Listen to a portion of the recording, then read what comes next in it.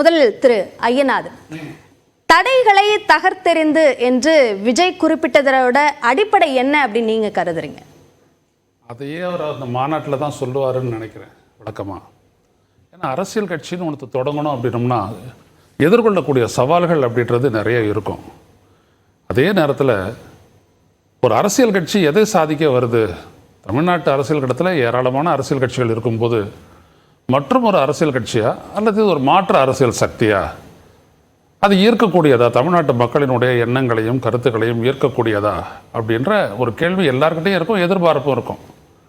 எனவே ஆனால் அதற்கான பதிலெல்லாம் அவங்களுடைய மாநாட்டில் அவர் செய்யக்கூடிய இந்த கொள்கை பிரகடனம் அப்படின்றதுல தான் அது இருக்கும். எனவே அவங்களுக்கு வந்துட்டு தடைகள் அப்படின்னா அது ஒவ்வொரு விடயமும் அப்படி தான் இருக்கும். அது யார் கட்சி ஆரம்பித்தாலும் என்ன கொள்கை சொல்லி ஆரம்பித்தாலும் தடைகள் அப்படின்றது அரசியலில் இருப்பது இயல்பு. அது ஒரு சாதாரணமாக நம்ம வந்துட்டு கொஞ்சம் அனுபவம் கிடைச்சதுன்னா தான் தெரியும். ஒரு விடயத்துக்கும் ஒரு ஊர்வலம் போகிறதுக்கு கூட வந்துட்டு பார்த்திங்கன்னா ஏகப்பட்ட தடைகள் இருக்கும். நாங்கள் ஈழத்தமிழருக்கு ஐநாவிற்கு ஒரு கோரிக்கை பேரணி அப்படின்னு 2009 நான் நடத்த போகும்போது கேட்ட கேள்வியும் ஏற்படுத்திய தடைகளும் பார்த்தீங்கன்னா ஏராளம். வந்து கலந்துக்கிறவங்க எல்லாருமே ஈழத்தமிழர்களே கலந்து கொள்ளக்கூடாது, இங்கே இருக்கிற அகதிகளுக்கு என்ன அந்த வேலையெல்லாம், அப்படி நீங்கள் யாராவது கலந்துக்கிட்டிங்கன்னா உங்களை டிபோர்ட் பண்ணிவிடுவோம் அப்படிலாம் சொல்லி மிரட்டப்பட்டு அதையும் தாண்டி நாங்கள் ஒரு 3000 பேர் திரண்டு அந்த ஊர்வலத்தை நாங்கள் நடத்தி இது பண்ணோம். அப்படி நீங்கள் பார்த்தீங்கன்னா 38 கண்டிஷன்ஸை போட்டாங்க.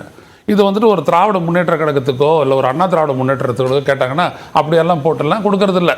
ஆனால் மற்ற யார் கேட்டாலும் இந்த மாதிரியான தடைகள்லாம் ஏற்படுது. ஈழம் என்ற பேரை பயன்படுத்தாதீர்கள் அப்படின்னு அதுக்கு வந்துட்டு அதுக்கு நாங்கள் இடம் தர மாட்டோம் அப்படின்னு சொல்லிட்டு எல்லாரும் சொன்னாங்க. மண்டபம்லாம் கிடைக்காம கடைசியில் போயிட்டு நாங்கள் சாலையில் நடத்துறோம். இப்படி தடைகள் அப்படின்னு வரும்போது என்னோட அனுபவத்தை நான் சொன்னேன். இப்போ அந்த தடைகளை யார் கொடுக்குறாங்க இல்லை யார் ஏற்படுத்துறாங்க அப்படின்றத பொறுத்து அவங்க எடுக்கக்கூடிய நிலைப்பாடு என்னன்றது முடிவாகும். அதில் என்ன இருக்குது? எந்தெந்த அரசு துறை கிட்ட வந்துட்டு நம்மளுக்கு வரலையோ அந்த அரசு துறைக்கு பின்னாடி இருக்கிற அரசு தான் கொடுக்குதுன்னு அர்த்தம். அவ்வளவுதான், எளிமையானது அது. இப்போ 21 கண்டிஷன்ஸ்னு கொடுக்குறாங்க. அவங்க ஒன்றும் எதையும் வயலேட் பண்ண போகிறதில்ல.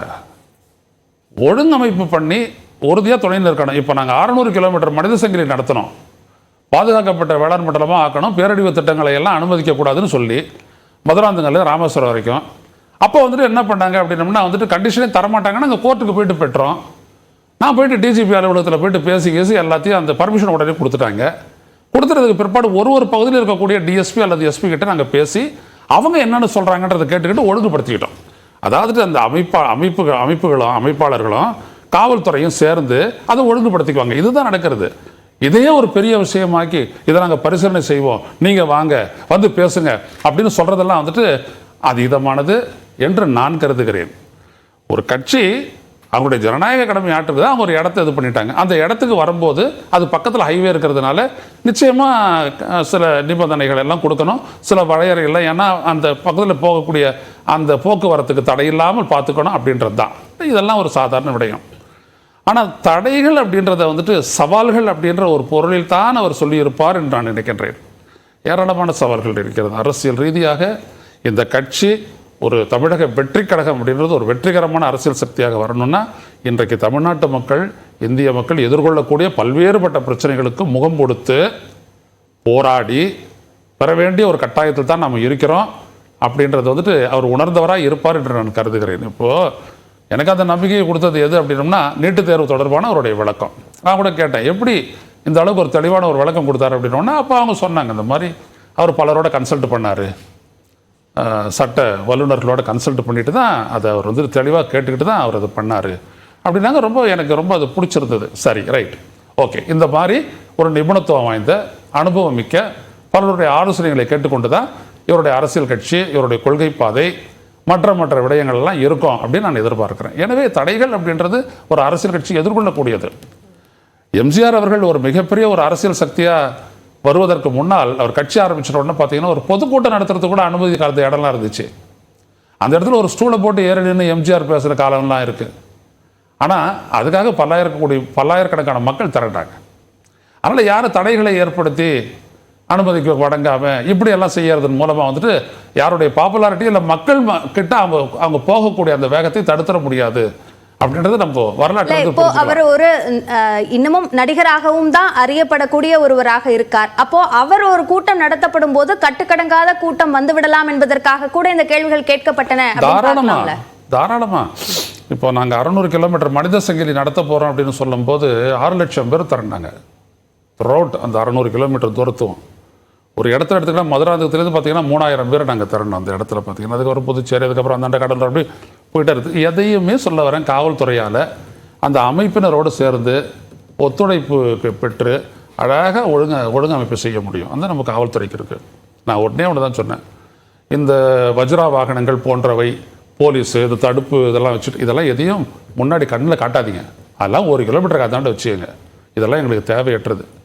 உங்களுக்கு என்ன ஒழுங்குபடுத்தணுமா, என்னோட வண்டியில் நீங்கள் ஒருத்தர் வாங்க, நம்ம 2 பேரும் ஒழுங்குபடுத்திக்குவோம். அந்த ஒரு ஸ்டிச் அந்த இடத்துல மதுராந்தகம் டு இது புதுச்சேரி வரைக்கும் நம்ம அது ஸ்ட்ரெச்சாக நம்ம பண்ணி இப்படியான ஒரு அதுக்கு அவங்க தயாராக இருப்பாங்க. அதான் சொல்ல வரேனே, நம்முடைய காவல்துறை கேப்பபிள், அதில் இருவேறுபட்ட கருத்து இல்லை. அதே நேரத்தில் அவங்க வந்துட்டு இப்போ இந்த கண்டிஷனுக்கு நாங்கள் உடன்பட மாட்டோம் அப்படிலாம் ஒன்றும் சொல்ல போகிறதில்ல, எந்த கட்சியுமே சொல்ல போகிறதில்ல. அவ்வாறு இருக்க, ஏன்னா அவங்களுக்கு வந்துட்டு ஏற்பாடு செய்கிற ஒரு மாநாட்டைன்னா அதற்கான உரிய நேர கால அவகாசம் வேண்டும். அதை தவிர்க்கிறதன் மூலமாக, தள்ளி போடுறதன் மூலமாக அவங்களுக்கு ஒரு நெருக்கடி ஏற்படும். அதை புரிஞ்சுக்கணும். ஏன்னா அவங்க ஒரு பரவலான ஒரு ஏற்பாட்டை தான் செய்கிறாங்க.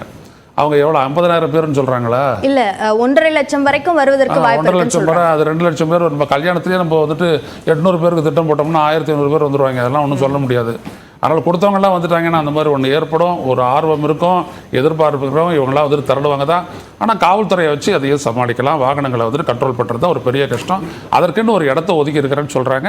அதனால் எல்லாத்தையுமே அவங்க சீரிய முறையில் செய்வாங்க. ஒரு அவரை பொறுத்த வரைக்கும் ஒரு சாஃப்ட் அப்ரோச் இருக்குன்றது என்னுடைய அனுமானம். ஓகே, திரு அருணன், திரு ஐயநாதன் பேசும்போது சொன்னார், காவல்துறையால் இதை இயல்பாக நடத்திட முடியும், அதை கட்டுப்படுத்திட முடியும் அப்படின்ற ஒரு கருத்து இருக்கும்போது இந்த தாமதமான அனுமதி என்பது ஒரு வழக்கமான காவல்துறையினுடைய நடைமுறை அப்படின்னு தான் பார்க்கணுமா, அல்லது புதிதாக தொடங்கக்கூடிய கட்சிக்கான நெருக்கடி அப்படின்ற பார்வையை முன்வைக்க வேண்டியிருக்கா?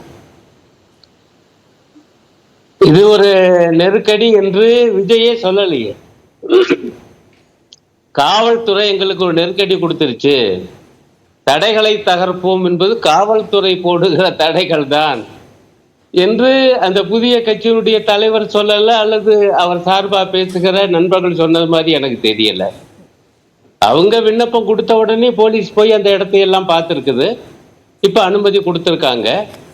இன்னும் சரியா தேதி சொல்லப்படலைன்னு நினைக்கிறேன். ஆனால் போலீஸ் ஏதோ 23ஆம் தேதி என்று சொன்னதாக, விஜய் தான் அந்த தேதியை சொல்லுவார் என்று. அப்படி பார்த்தாலும் ஒரு 2 வாரம் அவகாசம் என்பது இருக்கு. அந்த நிபந்தனைகள் என்பது பொதுவாக வழக்கமான வழமையான நிபந்தனைகள் மாதிரி தான் படுது. ஒரு அசாதாரணமான ஒரு நிபந்தனைகள், அதாவது நிறைவேற்ற முடியாத நிபந்தனைகளை அரசு அல்லது காவல்துறை போட்டு விட்டது என்று விஜய் தரப்புல இருந்து ஏதாவது சொல்லியிருக்காங்களா?